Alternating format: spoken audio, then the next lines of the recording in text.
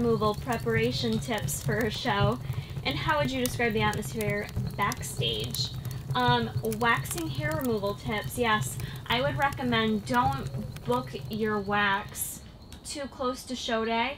Remember, you're going to be getting a spray tan. Ripping hair out of the body does cause a little bit of inflammation, a little bit of water retention. So I recommend making sure you don't get your wax like the day before your show. I usually get mine like 5 to 6 days before a show. It does not grow in that quickly, so you'll be good to go. And I recommend taking an Aleve before you go, because that shit hurts like a bitch. Yeah, so that's my waxing tips.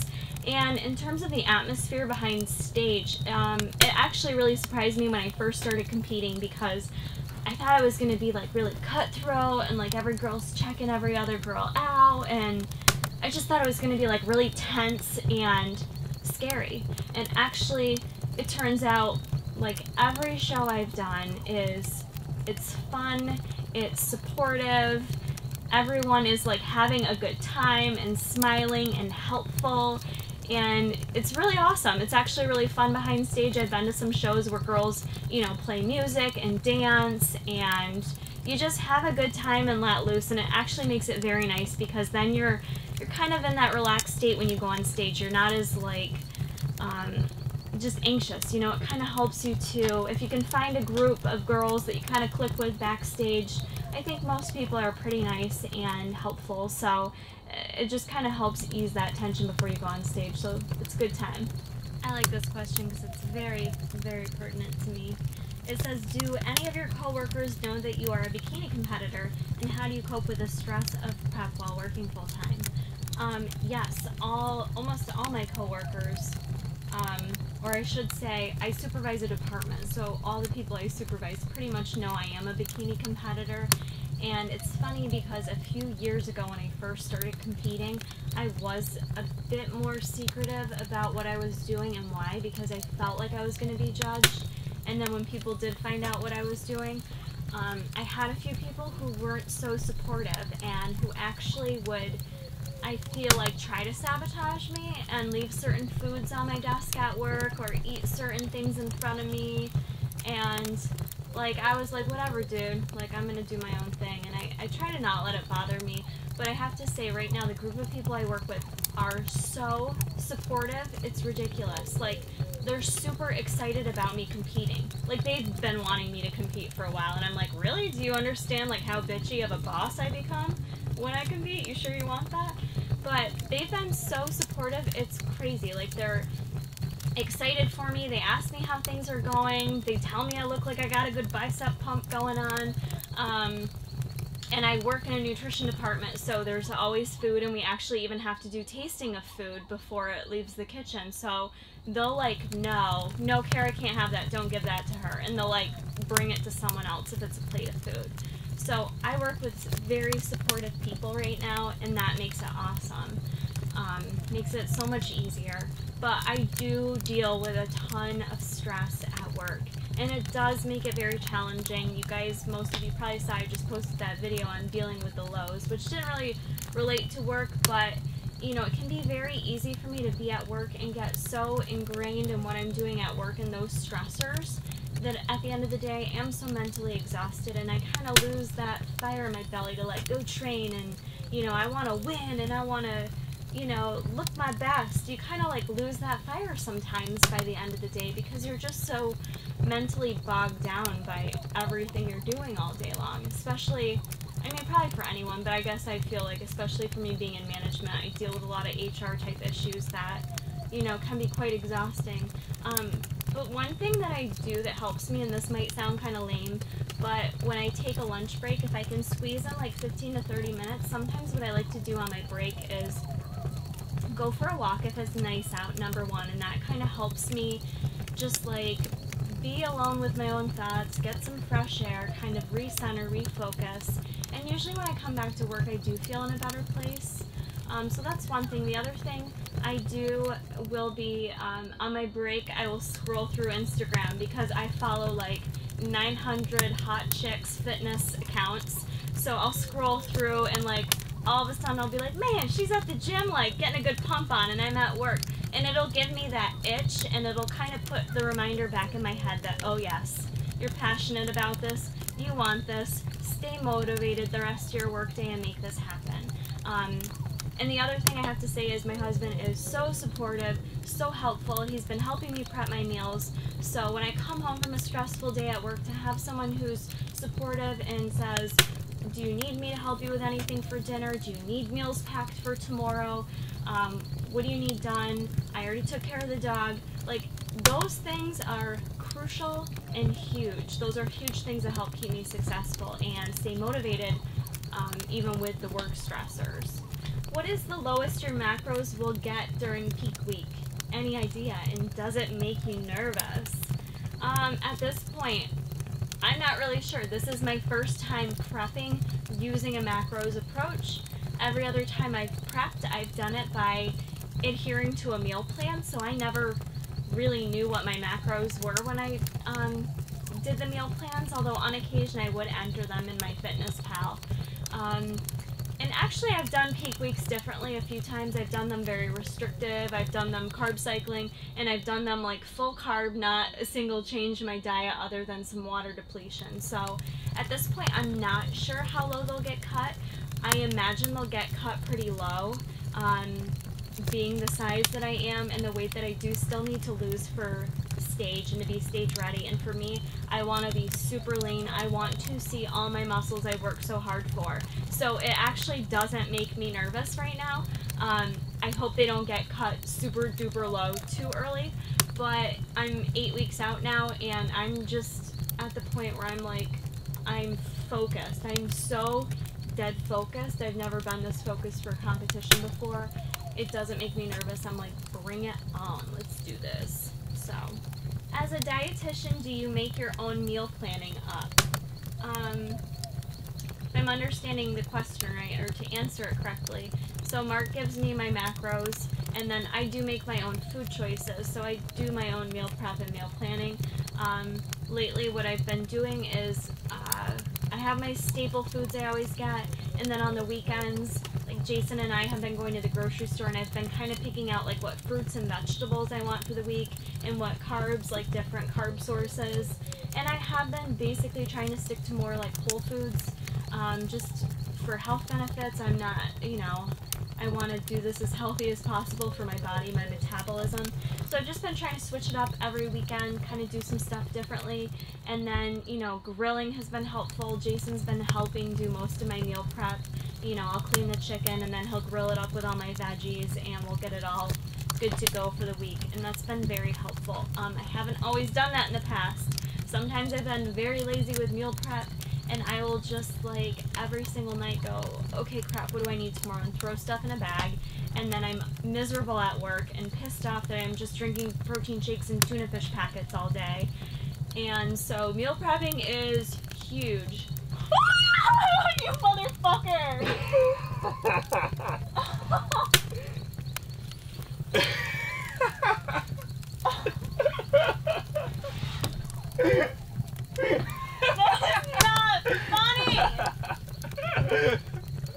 Yes, I want to push you off the deck right now. I'm mad at you. Like, I think I'm legit mad at you. I think we're having our first YouTube fight. That was amazing. I can't believe you just did that to me. I was like, how'd he get outside? Where did you come from? Well, I peed and I went out the front door. I'm like, oh, this will be funny. Oh my god, I gotta learn how to I think I just peed a little. I'm crying because I'm laughing so hard. So good. I can't believe you just did that. I can't believe you. I fucking hate that you have that mask. Like, let's burn the mask. Where is the mask? Let's burn shit. Because you're gonna do that to me some night when I'm sleeping in bed. And I will tie your balls in a knot till they fall off. That was not cool. Yeah. The neighbors probably are like, what the fuck is going on over there? Like, Have you ever thought of competing in the WBFF or any other league? I have looked at the WBFF. I think it looks really cool. I admire the competitors in that league, although I don't know a lot about it. So I never really thought about doing it. I don't know why. It seems like a lot more is put into like the costumey aspect of it. Maybe I'm wrong. Like I said, I don't know much about it.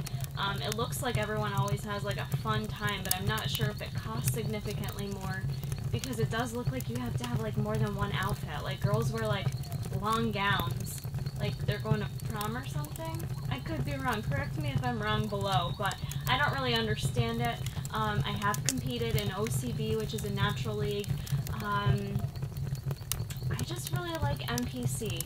I think it gets the most attention, you know, through bodybuilding, through the industry, and it excites me the most, and I can't explain it, and people have talked me out of it because I'm a natural athlete. Why would you compete in NPC? It's what makes me passionate. It's not what makes me passionate, it's what makes me excited to compete. So find what league works for you. I guess I just haven't looked into any others enough that really kind of made me want to go into it. Can birth control affect my being able to lose fat? I'm not a doctor, so I can't definitely answer this question accurately. I'm just going to kind of guess. I feel like it probably does impact the ability to lose fat. I will say I am on birth control, and I have been anytime I've competed. I know a lot of girls, I know some girls do go off it during competition prep. I never have chosen to go that route just because I am on it to regulate my hormones.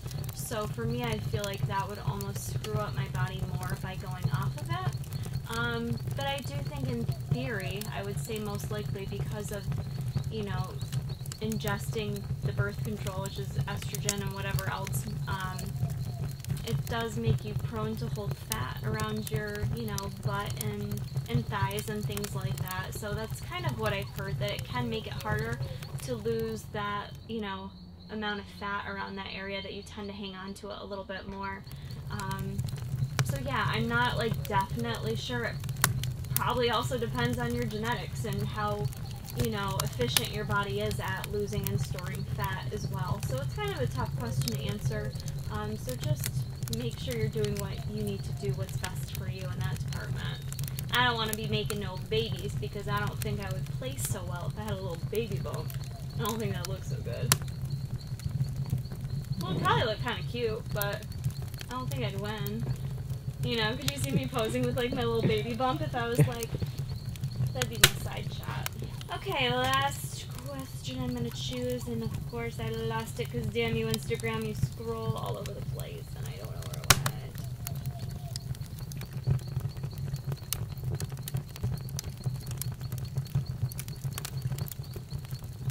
Yeah, okay, I got it.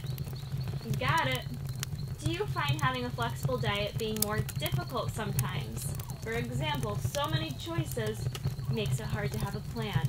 And that is an excellent question, because I had felt that way prior to being in prep mode, if you will, because I wasn't in prep mode, so it was like, you know, I can choose anything. And some days I did find it very hard, because I am the type of person that I don't like to eat the same things every day.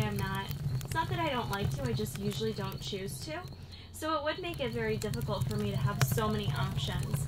However, I decided going into prep, even though I'm using a flexible dieting approach, that I was going to meal plan and basically have a plan for my meals, so that I wasn't like left out there in limbo going, oh my god, I don't know what to do. I wanted to make good choices. Essentially, I still want to be eating healthy, whole foods, even though I'm using a macros approach. So I find it easier than being on a meal plan, and the reason being is because even though I have more choices, so I have to put in the time, like when we go to the store to pick out what we're going to get, I find it easier mentally because I have some options, and because I have variety and I don't just have to eat asparagus and green beans and broccoli, and I can eat bell peppers and carrots and zucchini and tomatoes and abundance of different colors and wonderful things for my body.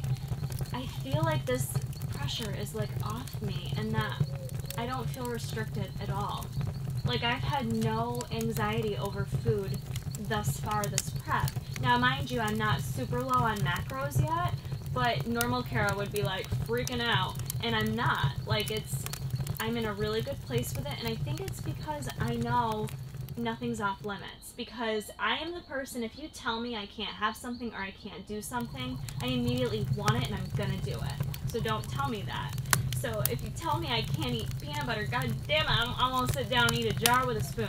Okay, but because it's all up to me, I do have a choice in the matter, it is making it easier for me mentally, but I'm still taking the time to meal plan, and I'm not going to say prep because my husband's taking the time to prep for me, so I won't take credit in that department, but mentally it's been amazing. It's really helped me stay balanced, and you know, I think I'm going to be more successful this route. I'll be really interested to see how I look on stage using this approach. So I think that's going to be it for all my Q&A questions right now.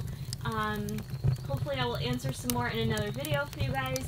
Thank you so much for taking the time to ask the questions. I hope you guys found this helpful. Mwah. Love you all. See you soon. Please like this video, share it with others. Very hard for me to guide someone with such little information, so I tend to not answer those questions if you're wondering why I don't respond to them. It's such a little snapshot of what's going on in your life, I can't really respond. So I wanted to do a video very briefly giving you general tips, my top tips for helping to perfect your diet, or maybe you're just starting out and you're kind of not sure where to start. Here are my tips to kind of help get you going.